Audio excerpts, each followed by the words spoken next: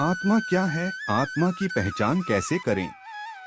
बच्चे हो या बड़े, आत्मा का विषय लोगों के बीच हमेशा से ही रहस्यमय रहा है। लेकिन सीधे तौर पर आत्मा क्या है? इसका अनुभव कैसे हो? मरने के बाद आत्मा का क्या होता है? इन सवालों के सीधे जवाब पाना थोड़ा मुश्किल है। हालांकि आत्मा के बारे में हमने टीवी सीरियल्स पर और फिल्मों में कई तरह की बातें सुनी हैं, लेकिन अगर आप केवल मनोरंजन के लिए नहीं अपितु आत्मा की सच्चाई को जानने को लेकर जिज्ञासु हैं, तो आज हम आपको आत्मा का सच बिल्कुल सरल और सटीक शब्दों से पहुंचाने जा रहे हैं। आत्मा क्या है? भगवद गीता के अनुसार भगवान कृष्ण भगवद गीता अध्याय 2 के 23वें श्लोक में कहते हैं, नैन छिन्दन्ति शस्त्राणि नैन दहति पावकः न चैन क्लेद्यन्त्यापो न शोष्यति मारुतः। अर्थात शस्त्र आत्मा को काट नहीं सकते, अग्नि इसको जला नहीं सकती, जल इसको गीला नहीं कर सकता और वायु इसको सुखा नहीं सकती। इस प्रकार कृष्ण सीधे तौर पर अर्जुन को बतला रहे हैं कि हे पार्थ, आत्मा सदैव अजर है, अमर है, उसको न मिटाया जा सकता है, न वो कभी पैदा होता है। मनुष्य के जन्म से पूर्व और मरने के बाद भी आत्मा का अस्तित्व बने रहता है। आत्मा के बारे में कृष्ण का ये वक्तव्य सुनकर अब मन में ये बात आती है कि दुनिया में तो जो कुछ है वो कुछ समय बाद मिटता जरूर है। इंसान का शरीर, घर, रिश्ते, वस्तुएं सब कुछ तो एक समय के बाद मिट जाती हैं या बदल जाती हैं।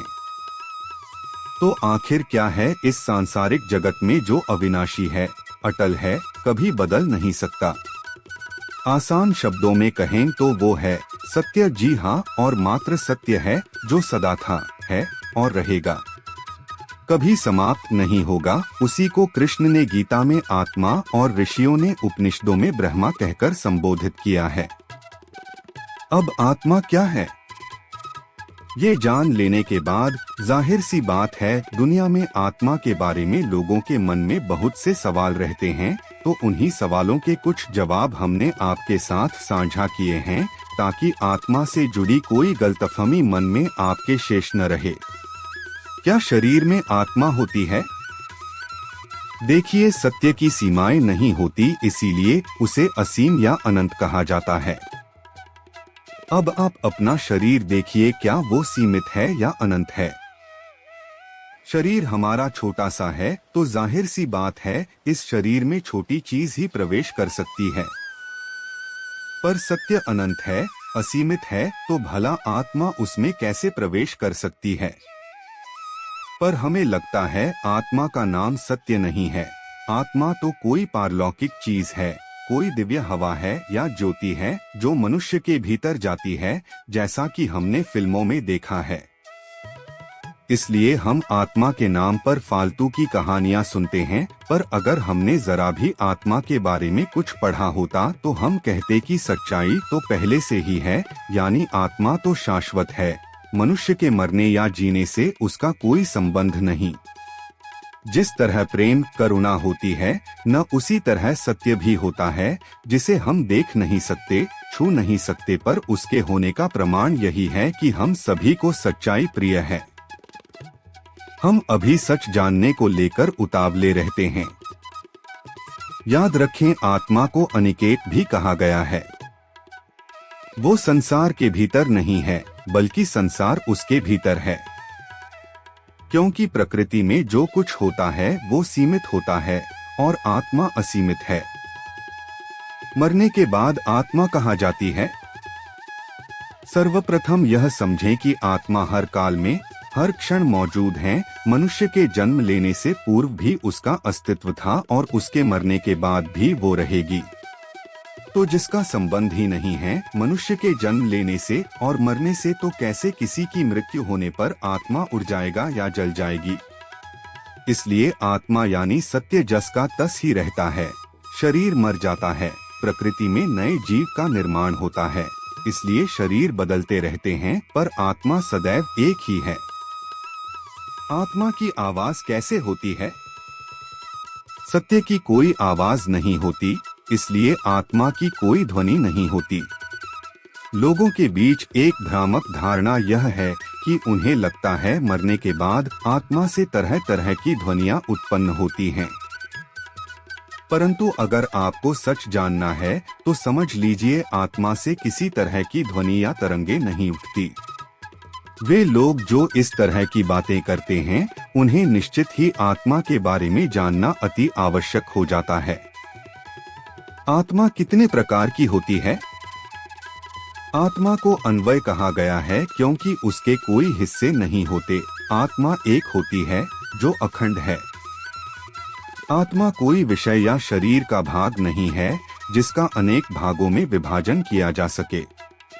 ठीक वैसे जैसे सच्चाई के अलग अलग प्रकार हो सकते हैं, नहीं न इसी तरह आत्मा के ढेरों प्रकार हो, ऐसा संभव नहीं है। अगर कोई कहता है आत्मा का एक प्रकार रोशनी देता है और दूसरा प्रकार द्वेष, क्रोध और आपका अहित चाहता है, तो समझ जाइए यह इंसान मूर्ख है। इसे आत्मा के विषय पर कोई जानकारी नहीं है। आत्मा अकल्प है जिसकी कल्पना नहीं की जा सकती, जिसे देखा न जा सके, तो क्या उसको विभिन्न प्रकारों में बांटा जा सकता है?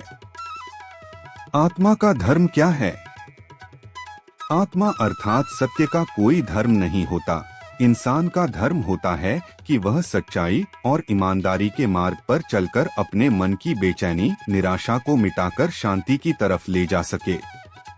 पर मनुष्य अज्ञानी होता है, वह स्वयं धर्म के मार्ग पर नहीं चलना चाहता, इसलिए फिर वह आत्मा के धर्म को लेकर जवाब खोजता है। आत्मा से कैसे बात कर सकते हैं? क्या आप सत्य से बात कर सकते हैं? नहीं, न इसी तरह आत्मा न तो शरीर है जिसकी कोई आवाज है, न रंग है, रूप है जिससे आप प्रत्यक्ष रूप से या किसी के माध्यम से बात कर सकते हैं। समाज में वे लोग जो कहते हैं मेरी आत्मा से बातचीत होती है, ऐसे लोग आमतौर पर अंधविश्वास फैलाते हैं। हालांकि यह संभव है जो लोग सच्चाई का जीवन जीते हैं, अपने मन पर नहीं बल्कि हृदय केंद्रित जीवन जीते हैं। सिर्फ उन्हें कहने का अधिकार है कि हम आत्मस्थ होकर जीवन जीते हैं, यानी आत्मा के आधार पर जीवन जीते हैं। आत्मा क्या खाती है? आत्मा कोई शरीर थोड़ी है जिसे जीवित रहने के लिए भोजन, पानी की आवश्यकता पड़ेगी। आत्मा का अर्थ है सत्य, और सच्चाई तो सदा से ही विद्यमान है। सच्चाई को जीवित रहने के लिए किसी चीज को ग्रहण करने की आवश्यकता नहीं होती। 100 झूठ मिलकर भी सच्चाई का बाल बांका नहीं कर सकते। पर यदि आप सोचते हैं कि शरीर के भीतर आत्मा कहाँ पर होती है और उसका भोजन क्या है, तो फिर इस सवाल का जवाब आपको कहीं भी नहीं मिल सकता, क्योंकि ये प्रश्न ही व्यर्थ है। ईश्वर और आत्मा में क्या अंतर है? देखिए, मनुष्य का धर्म है सच्चाई पर चलना, यानी सत्य को पाना। मनुष्य को सत्य तक ले जाने में भगवान की भूमिका विशेष है। समझिएगा, भगवान या जिन्हें हम ईश्वर कहते हैं, वो हमारे जीवन में एक द्वार की भांति हैं, जिनके माध्यम से हम सत्य को प्राप्त कर सकते हैं। भगवान राम को ईश्वर के रूप में पूजने पर हमें ये संदेश मिलता है कि हम भी अपने जीवन में सच्चाई को सबसे बड़ा स्थान दें। तो अगर हमें सत्य यानी आत्मा के करीब जाना है, तो भगवान हमारे लिए उस द्वार की तरह हैं, जिनके दर्शन से हमें सच्चाई भरा जीवन जीने की प्रेरणा मिलती है। तो वो व्यक्ति जो आत्मस्थ होना चाहता है, आत्मा में लीन होकर जीना चाहते हैं, भगवान उसके लिए एक अलार्म की तरह हैं। वो जब जब भगवान राम, कृष्ण या शिव जी की मूर्ति को देखेगा, उसे याद आ जाएगा कि सत्य पर चलना ही मनुष्य का एकमात्र धर्म है।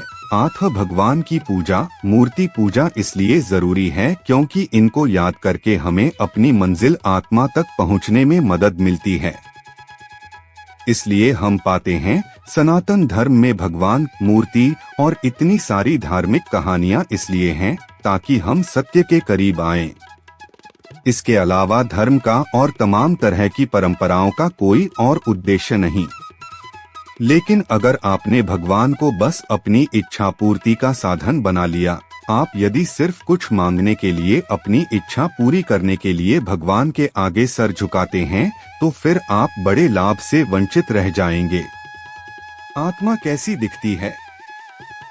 आत्मा का कोई रंग, रूप, आकार नहीं होता तो भला उसे कौन देख सकता है?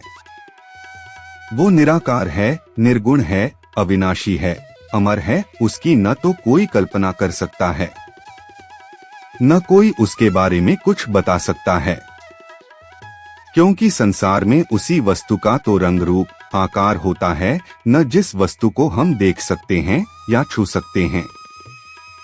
पर चूंकि आत्मा शरीर का कोई अंग या पदार्थ तो है नहीं जिसको देखा जा सके, इसलिए उसे देखना या उसके बारे में अधिक बातचीत करना भी उसका अपमान करने जैसा प्रतीत होता है।